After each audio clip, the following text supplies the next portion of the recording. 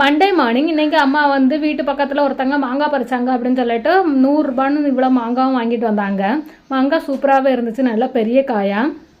மாங்காய் பார்த்த உடனே ஊறுகாய் போடலாம் அப்படின்னு தோணிடுச்சு. நான் வந்து டக்குன்னு உடனே போடுற மாதிரி ஊற வைக்காமல் போடுற மாதிரி மாங்காய் ஊறுகாய் ரெடி பண்ணேன். அது எப்படி பண்ணலான்னு பார்க்கலாம். எவ்வளோ பொடியாக உங்களால் கட் பண்ண முடியுமோ அவ்வளோ பொடியாக கட் பண்ணி எடுத்துடுங்க. ஒரு பாத்திரத்தில் எண்ணெய் ஊற்றி கடுகு, கருவேப்பிலை, அப்புறம் கொஞ்சம் வத்தல் இவ்வளோ சேர்த்து நல்லா வதக்கிக்கிடுங்க. அப்புறம் அது கூடவே கொஞ்சம் மஞ்சள் பொடி, அப்புறம் காயப்பொடி, வத்தல் பொடி, உங்களுக்கு தேவையான அளவு வத்தல் பொடியும் சேர்த்துக்கிடுங்க.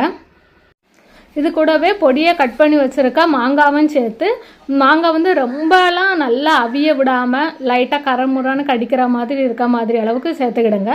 கூடையே உப்பும் சேர்த்துடுங்க, தேவையான அளவு உப்பும் சேர்த்து நல்லா கிளறி கொஞ்சம் ஆற விட்டு அதுக்கப்புறம் சாப்பிட்டிங்கன்னா ரொம்ப சூப்பராக இருக்கும். இந்த ஊறுகாய் மோருக்கு, அப்புறம் வந்து கம்மங்